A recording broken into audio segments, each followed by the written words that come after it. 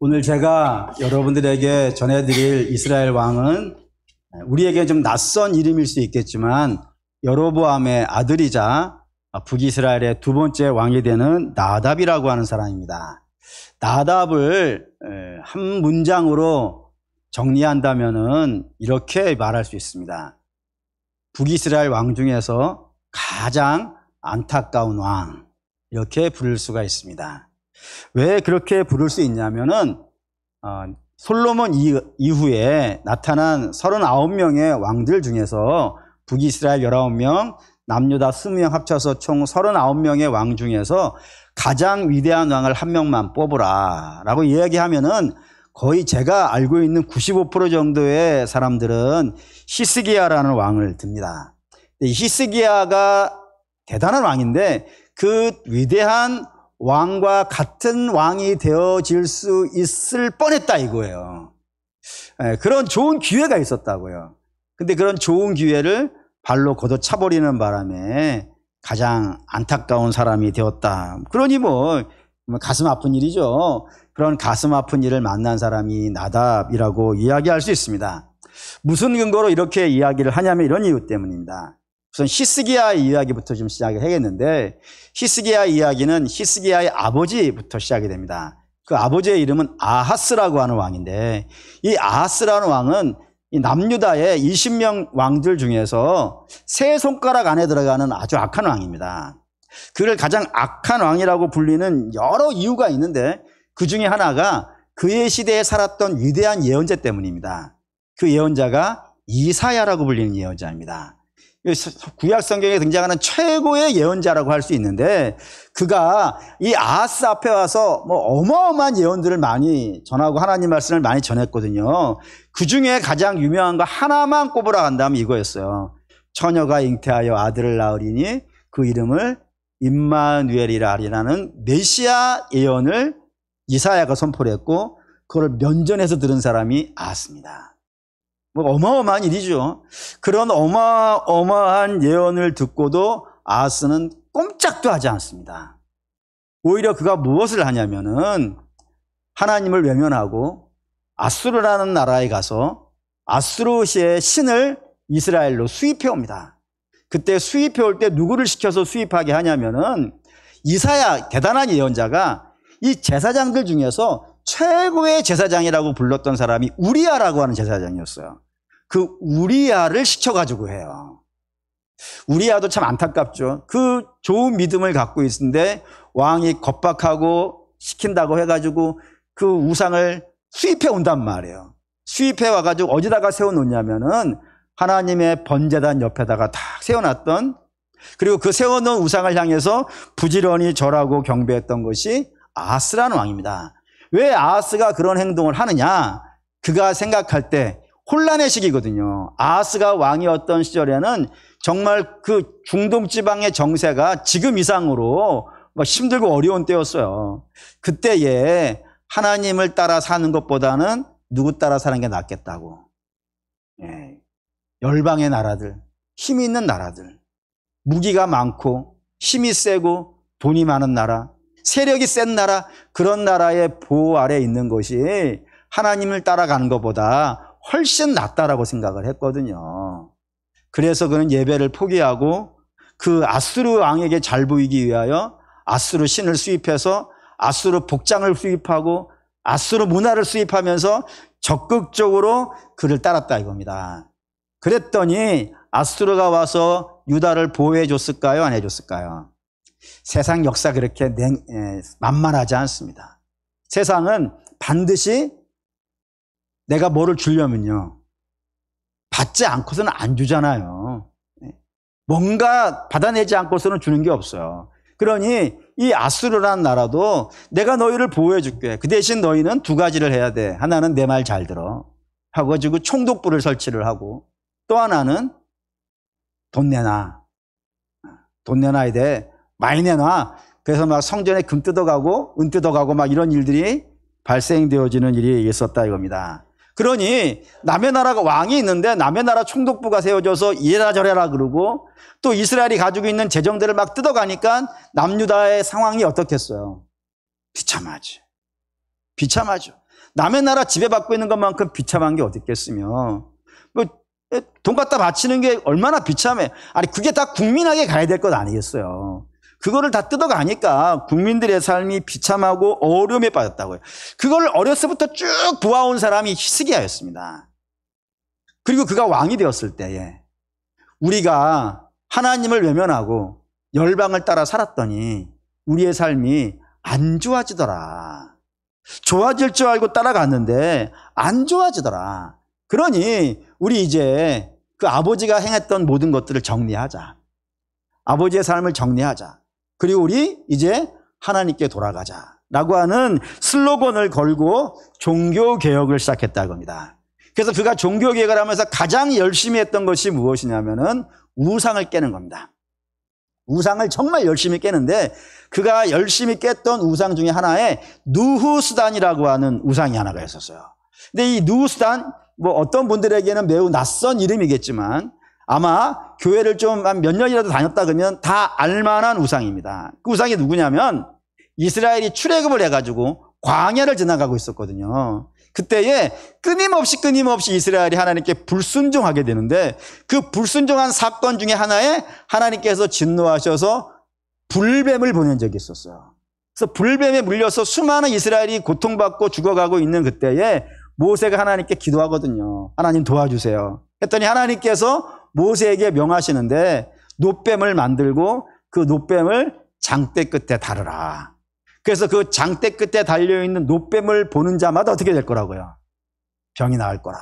살아날 거라라고 예언을 하셨다고요. 그리고 실제로 놋뱀을 봤던 자들은요. 살아난 거예요. 그때 그 놋뱀이 누후스단입니다. 근데 여러분 분명히 기억하셔야 되는 게 있어요. 그 놋뱀을 보고 이스라엘이 죽음에서 살아났으니까 놋뱀이 능력 있는 거예요? 아니면은 놋뱀을 세우라고 하신 하나님의 능력이에요? 그럼 말해 뭐 하겠어요? 아니, 놋그릇과 놋뱀이 다른 게 뭐예요?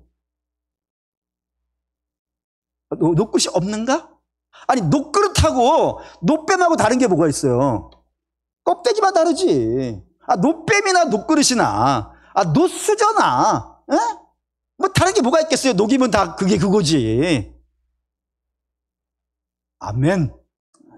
안 하시니까 제가 하잖아요. 놋뱀이, 하나님이 그걸 보라고 한 것은 너희가 불순종하니까. 이제는 하나님 말씀에 순종하는 사람이 되라는 것을 가르치고 훈련시키기 위해서 보라 그런 것이지, 놋뱀 자체는요, 아무 능력이 없다고요. 그런데 이스라엘은 그게 아니었던가 봐요. 그거 보고 살아나니까 혹시 또 저거 보면 살아나지 않겠는가? 또 저거 보면 살아나지 않겠는가? 이런 생각들이 들어가가지고 이걸 보관하기 시작한 거예요. 보관하기를. 없애야 되는 것인데 보관하기 시작한 거예요. 이거는 여러분 이스라엘에게 굉장히 심각한 문제예요. 왜냐하면 1계명과 2계명을 동시에 어기는 거잖아요.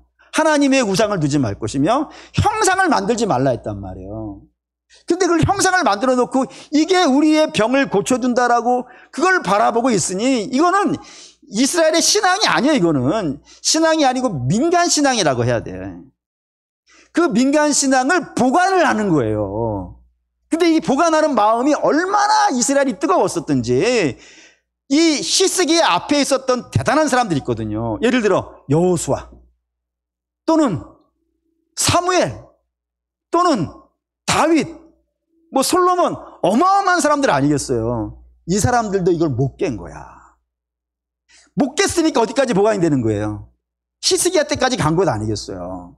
그 정도로 뼛속 깊숙이 있었던 그 우상 숭배를 히스기야가 깨냈다라고 하는 의미에서 누후스단이 등장한다고요. 그렇기 때문에 솔로몬 이후에 나타난 왕들 중에서 가장 위대한 왕 히스기야라고 부른다 이겁니다. 그 전에 누구도 못한 일을 했으니까 그런 것인데 나답도 그럴 수 있는 상황이 있었다 이거예요.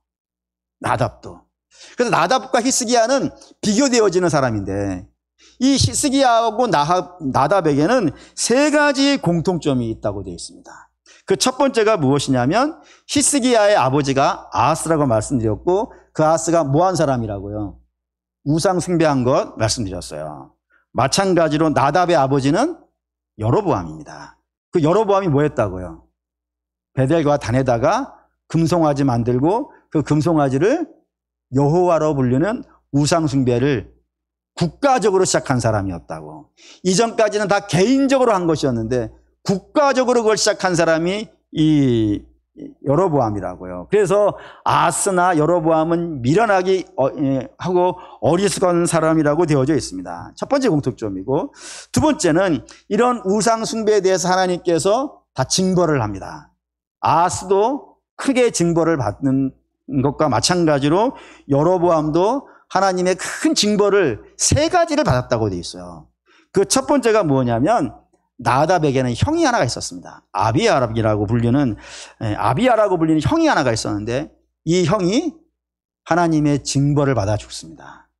성경에 하나님이 징벌하신다라고 이렇게 표현이 되어져 있어요.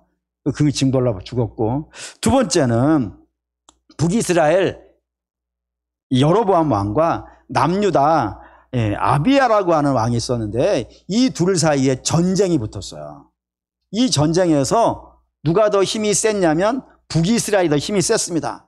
뭐 그럴 수밖에 없겠죠. 북이스라엘은 이스라엘 12지파 중에서 10개를 가지고 있고 남유다는 2개밖에 없으니까 10대 2로 싸운 거 아니겠어요. 근데 전쟁에 나온 군사는 10대는 아니었고 전쟁에 나온 용사는 남유다 쪽에서 40만이 나왔고요. 북이스라엘 쪽에서 80만이 나왔어요. 그러니까 80만과 40만 2대1로 싸우는 거예요. 2대1로 싸우니 어떻게 되겠어요?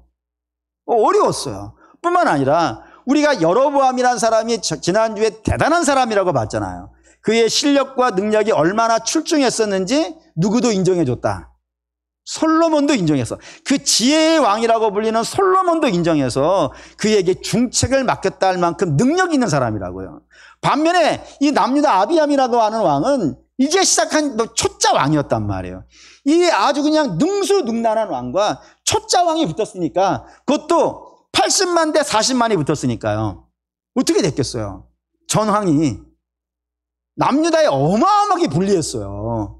그러자 남유다 이 아비야라는 왕이 아주 중요한 행동을 하는데 그게 뭐냐면 이 남유다는 다윗의 가문에서 나오거든요. 그래서 이 남유다 왕들도 미련하게 이를 데 없을 때가 많이 있는데 그래도 남유다 왕들 중에 참 많은 자들이 지금 그래도 좀 괜찮다고 하는 왕들에게는 공통점이 하나가 있어요. 모자란 것도 비슷한데 실수도 많이 하는데 이 왕들에게는 공통점이 하나가 있으니 그게 뭐냐면 어려운 일을 만나면 똑같은 행동들을 해요. 그게 뭐겠어요? 하나님을 불러. 하나님 도와주세요. 이 아비야 왕도 그랬어요. 하나님 저를 도와주세요. 우리를 도와주세요 했고 왕이 그렇게 하나님 앞에 엎드려서 부르짖자 그 군사들도 어떻게 했겠어요? 같이 하나님 불러요. 그래서 제사장이 나팔을 불고 하나님 우리를 도와주세요 하면 예배드리고 막 그런단 말이에요. 그때 하나님께서 그 소리를 들으세요. 들어서 이 열쇠에 놓여져 있는 남유다를 도우십니다. 돕자 어떤 일이 발생되냐면 전황이 뒤집어져요. 뒤집어져서 북이스라엘이 80만이 왔다고 했는데 그중에 50만이 사라져요. 어마어마한 일이 벌어졌어요. 그래서 남유다가 이겨버리는 일이 발생했습니다. 이게 두 번째 심판이었고, 세 번째는 이 여로보암이 이 말도 안 되는 패배잖아요. 누구나 봐도 우리가 이길 거라 생각했던 그 전쟁에서 지니까 너무 큰 충격에 빠졌는지 시름시름 앓기 시작했어요. 사람이 큰 충격받으면 그런 일 있잖아요. 시름시름 앓다가 결국에는 그걸 회복하지 못하고 죽어버리는 일이 발생됐습니다. 이 세 가지 심판이 발생이 되어졌어요. 그리고 세 번째 공통점은 히스기야나 나답이나 이렇게 아버지가 죽는 나라가 어려워진 그 절망적이고 어려운 비극적인 상황, 그런 상황 속에서 왕이 되어진 겁니다. 똑같이 이렇게 왕이 되어진 거예요. 그러니 이 히스기야와 나답은 참 비슷하죠. 우상숭배자 아버지, 그리고 나라는 굉장히 어려워지고 그 어려움 속에서 아버지가 죽고 졸지에 왕이 되어버리는 이 똑같은 상황을 만났었는데 히스기야는 위대한 왕이 되었고 그리고 나답은 안타까운 왕이 됐다 이겁니다. 그럼 당연히 우리는 물을 수 있는 것 아니겠어요? 어떠한 차이가 이 사이를 똑같은 선에서 출발을 했는데 극과 극으로 나눠지는 그 출발점이 되었을까요? 성경은 이거를 단 한 단어로 설명합니다. 그 단 한 단어가 뭐냐면 히스기야는 회개했다 이거예요. 회개했다고. 그 회개한 장면 한번 보시죠. 역대하 29장 8절에 11절 읽겠습니다. 여호와께서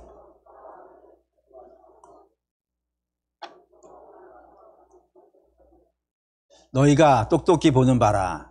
이로 말미암아 우리의 조상들이 칼에 엎드려지며 우리의 자녀와 아내들이 사로잡혔으니라. 이제 이스라엘의 하나님 여호와와 더불어 언약을 세워 그 맹렬한 노를 우리에게서 떠나가게 할 마음이 내게 있노니 내 아들들아 이제는 게으르지 말라. 여호와께서 이미 너희를 택하사 그 앞에 서서 수종을 들어 그를 섬기며 분향하게 하셨느니라 했습니다. 여기 이제 이게 히스기야가 백성들을 모아놓고 외친 이야기예요. 저는 이 문장을 되게 좋아해서 장례 예배 때 특별히 하관식이나 또는 화장 예배 갈 때 요거 반드시 설교를 한번 합니다. 내용은 이렇습니다. 이 남자들만 모은 것 같아요. 남자들만 모아가지고 선포한 겁니다. 여러분, 우리 조상들이 실패하고 우리의 아내와 우리의 자식들이 죽고 붙잡혀간 이유는 우리 때문 아닙니까? 우리 남자들이 똑바로 못해서 그런 거 아닙니까? 우리가 하나님을 잘 섬겨야 됐고 믿음으로 살았어야 되는데 우리가 그렇지 않은 것이 우리의 문제 아닙니까? 다른 사람의 문제가 아니라 우리 다 가장들인데 우리가 우리의 가정의 세대주들인데 우리가 주 앞에 온전히 서 있지 못하니까 우리 영역 안에 있는 아내와 자녀들이 포로된 것 아닙니까? 그러니 우리 돌이킵시다. 우리의 아내와 우리의 자녀들을 복 있게 하기 위해서라도 우리 돌이킵시다. 하나님 앞에 온전하게 회개하고 우리 게으르지 맙시다. 이제 예배하는데 게으르지 말고 믿음 생활에 게으르지 말고 하나님 말씀대로 사는 것에 게으르지 맙시다. 정말 열심히 합시다. 그래서 이 무너진 이 나라를 다시 세웁시다라고 히스기야가 외쳤다 이거예요. 그러면서 종교개혁이 일어났다라고 되어 있다 이겁니다. 그런데 나답은 이러지 않았다 이거예요. 이래야 하는데 나답도 이랬어야 되는데 똑같은 상황이었으니까 하나님의 징벌을 받고 있는 상황이니까 우리도 나답도 그랬어야 했는데 그래서 모든 이스라엘들을 모아놓고 우리의 죄 아니냐, 우리의 죄로 전쟁에서 졌고 우리의 죄로 우리의 아내와 자녀들이 죽고 붙잡혀 간 거 아니냐, 그러니 우리도 이제 하나님 앞에 회개하고 돌아가자.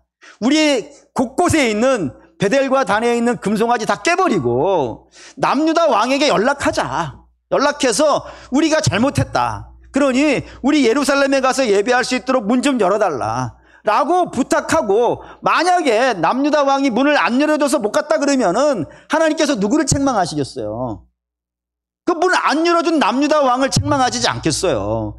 그러니 하나님을 믿고 그렇게 했으면 이 나답도 그렇게 되어줄 수 있는 기회가 있었는데 안 했다 이겁니다.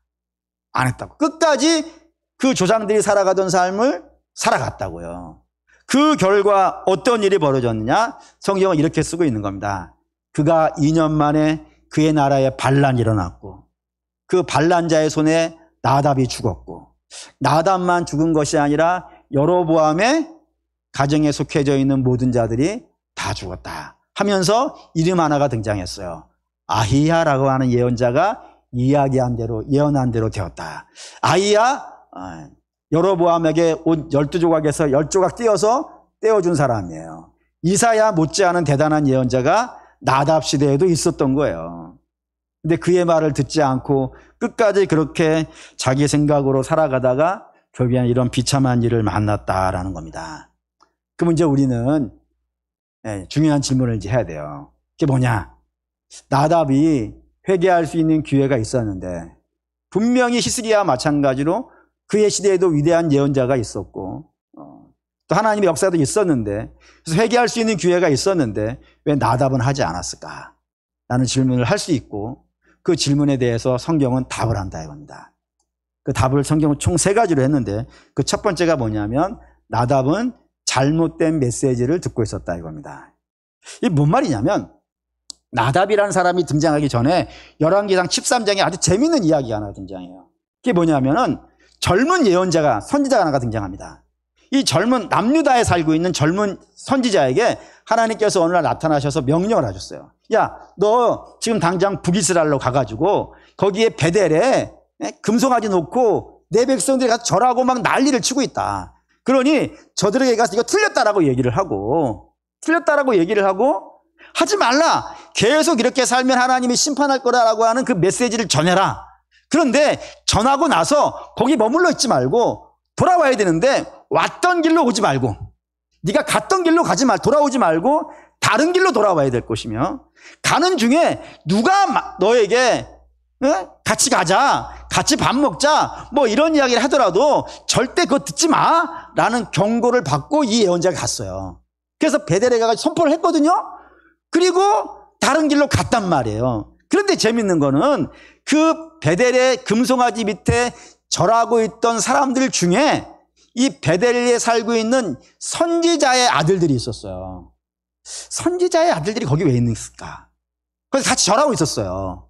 그 이야기를 듣고 자기 아버지에게 와가지고 아버지 뭐 이상한 사람이 하나 와가지고 이렇게 얘기하고 갔는데 뭐 참 희한한 일입니다 라고 얘기를 하자 이 늙은 선지자가 걔 어디 갔냐? 어디로 갔냐? 라고 얘기하니까 저기 전복대로 갔어요 이런 거예요.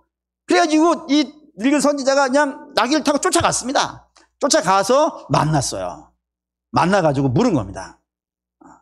당신 누구냐? 뭐 이렇게 왔다는 거예요. 그러면 당신 나하고 우리 집에 좀 가자. 우리 집에 가서 같이 좀 교제하자 라고 얘기를 한 거예요. 그자 젊은 선지자가 말도 안 되는 소리 하지 마라. 하나님께서 이렇게 왔던 길로도 돌아가지 말고 다른 길로 가되 누구하고도 따라가지 말라라고 명령하셨는데 내가 어떻게 당신의 말을 듣고 갈 수 있겠는가? 거절을 한 거예요. 그러자 이 늙은 선지자가 한 말이 있습니다. 이건 봐야 돼요. 열왕기상 13장 18절. 열왕기상 13장 18절. 읽겠습니다. 그가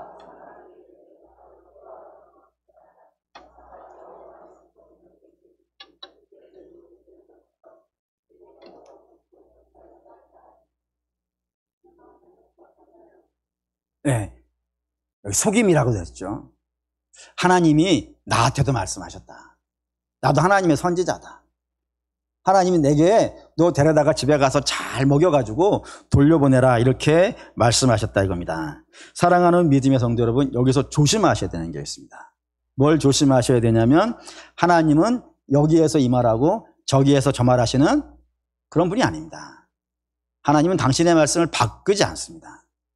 그렇기 때문에 여러분들은 다른 이야기를 들으실 필요가 없습니다. 여러분은 성경만 읽으셔도 됩니다. 그러니까 성경에 없는 이야기를 누가 딴 사람이 한다. 그걸 하나님의 말씀이라 한다. 믿으시면 안 됩니다. 하나님은 성경에 있는 것 외에 다른 말씀을 하신 일이 없습니다.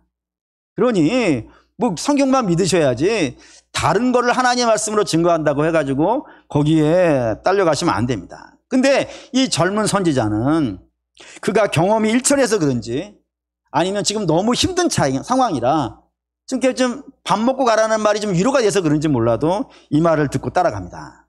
따라가서 식사하는 중에 하나님 진노하시죠. 그래서 얼른 도망가는데 도망가다가 사자한테 잡힙니다. 사자한테 물려 죽는데 사자가 우연히 나타나서 배고파서 먹은 것이 아니라는 걸 증명하려고 그의 시신을 옆에 놓고 먹지도 않고 가만히 서 있었다 라고 되어져 있어요. 하나님이 하셨다는 얘기를 말하는 거겠죠. 그런 일이 있습니다. 이것이 나답이 등장하기 전에 등장하는 거예요. 그 말인즉슨 이 나답의 모습을 설명하고 싶은 것이 아니겠는가라는 생각을 한다 이겁니다. 나답 젊은 사람이라 이거예요. 근데 그에게 잘못된 메시지들이 끊임없이 전달되었다는 겁니다. 예를 든다면 그의 아버지의 메시지겠죠. 그의 아버지가 여호와를 누구라고 했다고요?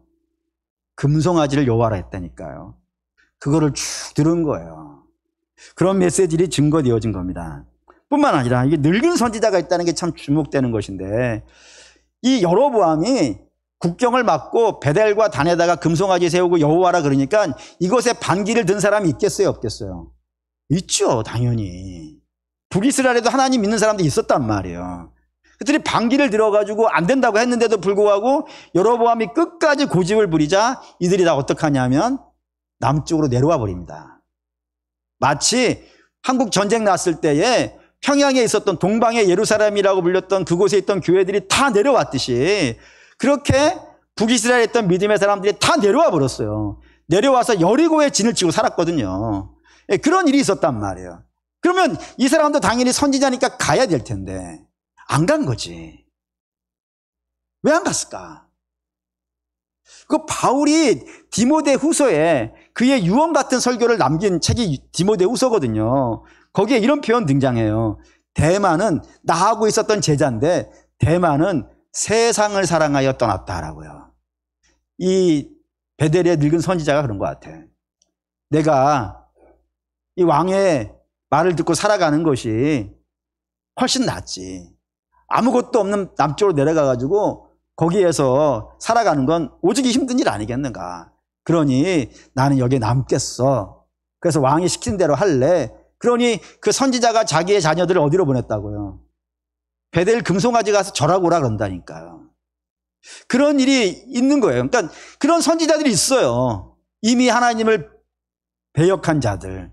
그런 자들이 끊임없이 그의 주변에서 말을 해주는 거죠.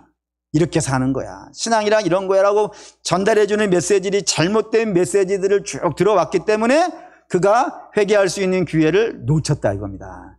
근데 여러분 이게 우리도 마찬가지지 않겠어요?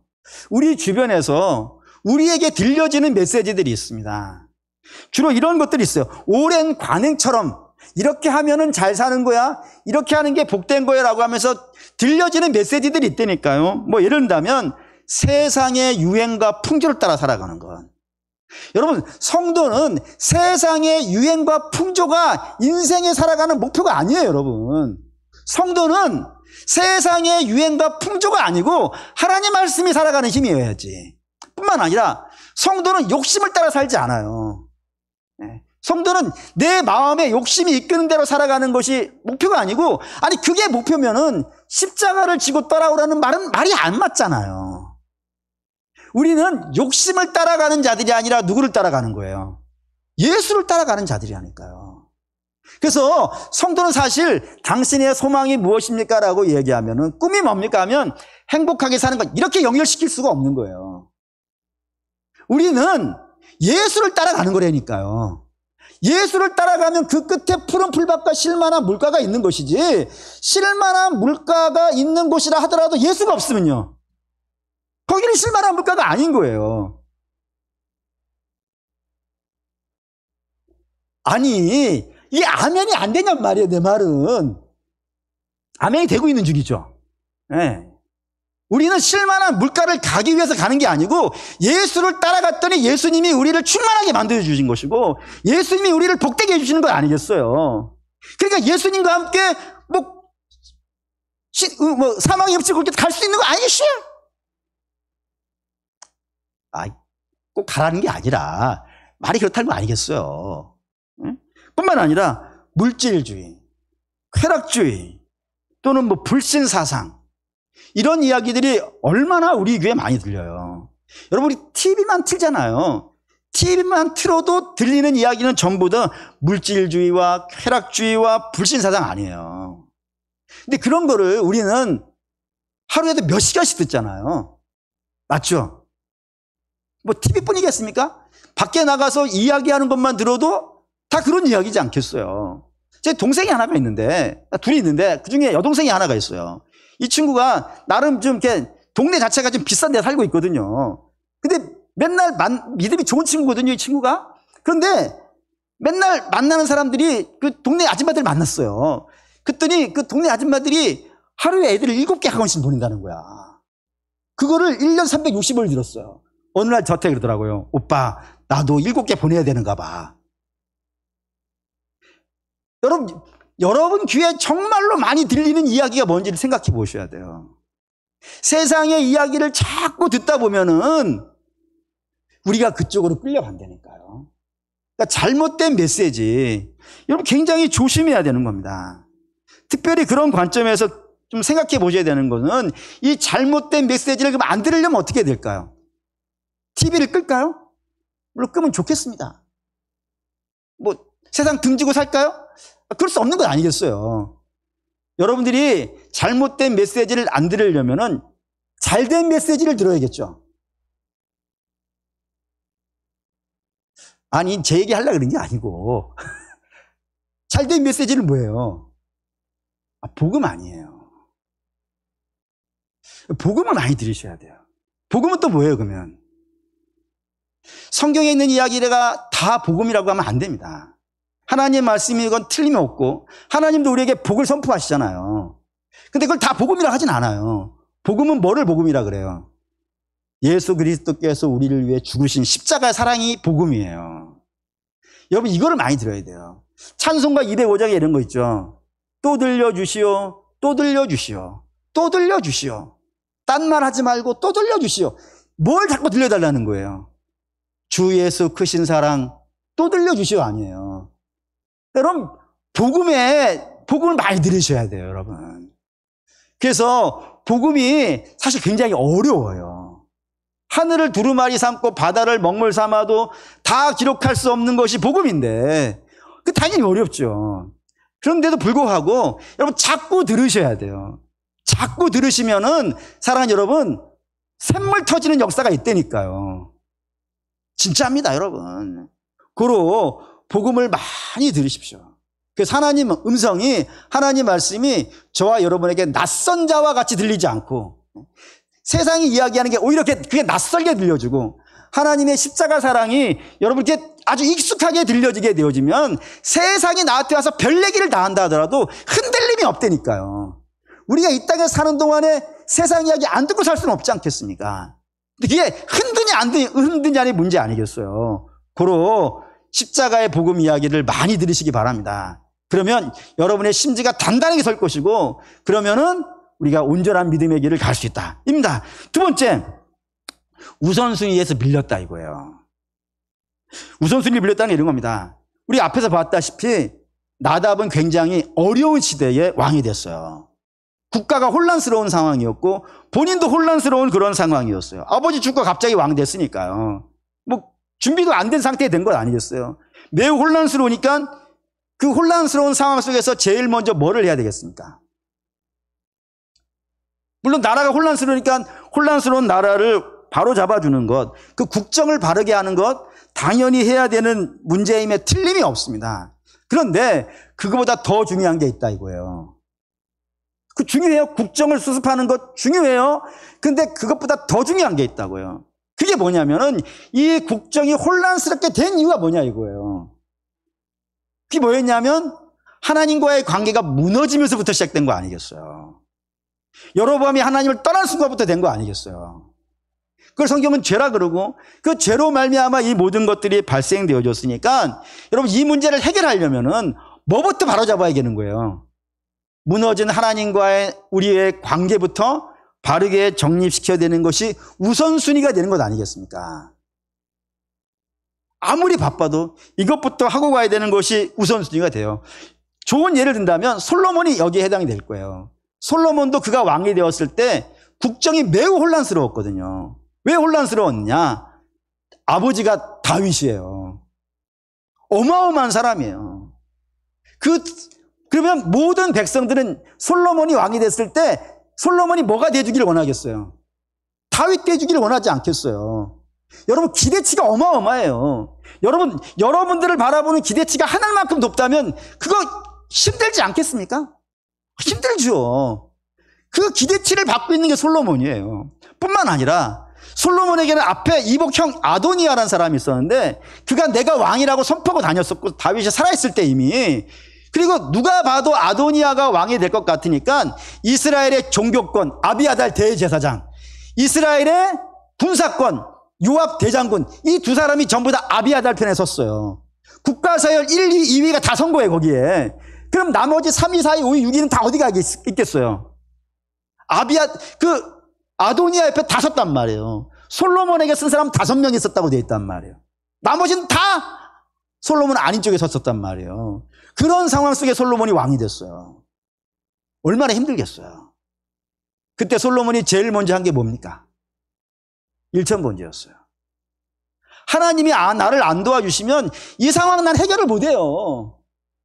하나님이 나를 지혜를 주시지 않는다면은 내가 어떻게 이 무너진 이 나라, 그리고 나에 대한 기대는 높은데 나의 도와줄 세력은 하나도 없는 그런 내가 어떻게 이 나라를 다스려 가겠습니까? 주님 저를 도와주세요 하면서 하나님과의 관계를 바르게 세웠다고요. 그러자 하나님이 그에게 지혜를 주셨고 그 능력으로 말미암아서 솔로몬의 시대가 가장 영광스럽게 되었다는 걸 우리가 보는 거란 말입니다. 그러니까 나답도 그래야 돼요. 그 어려운 상황 아니겠어요? 그 어려운 상황에 바쁘고 힘들지만 그럼에도 불구하고 하나님에도 찾아야지. 바빠가지고 낮에는 좀 어렵다 하면은 모든 신하들과 낮에 일해야 되니까 그때는 어렵다 그러면은 밤에라도 솔로몬이 밤에 가서 일천번제 드렸듯이 나답도 그랬어야 마땅하다 이겁니다. 그런데 나답에게는 하나님이 우선순위가 아니었다 이겁니다. 아니었으니까 어떻게 되겠어요? 계속 뒤로 미루는 거예요. 내일부터 하자. 다음 달부터 하자. 내년부터 좀 하지. 이렇게 밀었다고요. 근데 성경은 이걸 용납이 안 되는 거예요. 예를 들자면은 예배라는 영어 단어가 있습니다. 예배라는 영어 단어가 워십이라고 하는 단어인데 이 워십이라는 단어의 어원이 뭐냐면 워스라고 하는 단어예요. 그 워스는 가치예요. 가치. 그러니까 인생이 가지고 있는 가치가 여러 가지가 있을 것 아니겠습니까? 그 가치 중에 최고의 으뜸의 가치가 뭐라고요? 예배라고. 네. 네, 예배라고요. 예배라고. 그러면 하나님의 자녀된 자들이라면은 인생에서 아무리 급한 뭐가 있다 하더라도 뭐부터 세우고 시작하는 거예요? 예배부터 세우는 거 아니겠어요? 우리 흔히 이런 말 하지 않습니까? 첫 단추를 잘 꿰야지. 인생의 첫 단추가 뭐겠어요? 예배. 네. 할렐루야. 네? 그리고 삶의 첫 단추가 하나님 아니겠어요? 성도는 이거부터 끼는 거예요. 다른 사람은 이걸 모르니까 모든 만왕의 왕이시고 만주의 주가 누군지를 모르니까 다른 것부터 끼지만 우리는 하나님의 자녀니까 이것부터 끼는 거예요. 그러면 나머지는 쫙 나란히 나란히 쓰는 거 아니겠어요? 나란히. 이게 이상하면은 화장실 예배 끝나고 화장실 가셔가지고 단추를 막 어그로 찢어보세요. 안 이쁘지? 단추 잘 끼세요. 1번 단추가 뭐라고요? 예배. 할렐루야. 세 번째, 고집이라고 되어 있어요. 주가 가지고 있는 가장 강력한 힘은 자기가 맞다는 겁니다. 끝까지 자기가 맞다고 주장하는 거예요. 그걸 고집이라고 합니다. 근데 이 고집을 성경은 교만이라는 단어로 설명을 합니다. 왜냐하면 이 고집을 누구 앞에 가서 부립니까? 하나님 앞에 가서 한다 이거예요. 근데 여러분 이게 말이 되지 않는 겁니다. 왜냐하면 하나님은 전지전능하신 분이고요. 우리는요. 아니잖아요. 그러면은 하나님과 내가 동시에 맞을 수 있어요, 없어요? 하나님과 내가 동시에 맞을 수 있어요, 없어요? 있죠? 하나님도 맞고 내가 맞을 수 있잖아요. 그런데 내가 맞고 하나님이 틀리는 일은요? 절대 없어요. 내가 맞고 하나님이 틀리면 내가 전지전능한 하나님이지. 하나님은 항상 맞아요, 항상. 우리는 맞았다 틀렸다는 사람이고 하나님은 항상 맞아요. 그러면 우리는 최소한 누구 앞에 가서는 고집을 꺾어야 되는 거예요. 하나님 앞에서 꺾어야 되는 거예요. 그래서 겸손은 뭐냐면 하나님 앞에 고집을 꺾는 것 아니겠어요. 그게 겸손이에요. 근데 그 겸손이 바로 회개예요. 회개하는 자가 겸손한 자예요. 왜냐하면 회개라는 히브리 단어가 슈브라고 하는 단어를 써요. 슈브라는 단어는 뭐냐면 내가 틀렸으니까 돌아간다 이거예요. 그러니까 여러분 회개를 반성으로 이해하시면 안 돼요. 눈물 흘리는 걸로 이해하시면 안 돼요. 회개 눈물 안 흘려도 돼요. 소리 안 질러도 돼요. 물론 하면 좋아요. 근데 안 해도 돼요. 그것이 눈물 흘리고 소리 지르는 것이 회개의 전제 조건은 아니에요. 회개의 전제 조건은 뭐예요? 돌아가는 거예요. 어디로? 하나님이 맞습니다로요. 내가 틀렸고요. 하나님이 틀렸다 그러니까 내가 틀렸고요. 하나님께로 돌아가는 거예요. 그로 하나님이 죄인이라 그러는데 내가 죄인이 아니라고 하는 건 누구를 거짓말쟁이로 만드는 거라고요? 하나님을. 그럼 하나님이 전지전능한 하나님이 안 되고 내가 되는 거라요. 그럴 수 없다고요. 하나님이 죄인이라고 하면 우리는 죄인이 맞아요. 그러면 하나님 앞에 엎드려서 회개를 해야지. 하나님은 은혜를 구해야 되고요. 하나님의 뜻을 따라가야 되는 거예요. 그거를 거절한 게 고집이에요. 내가 맞다고 그 끝까지 고집해서 갔다가 망했다 이겁니다. 이게 우리에게 교훈이 되어야 됩니다.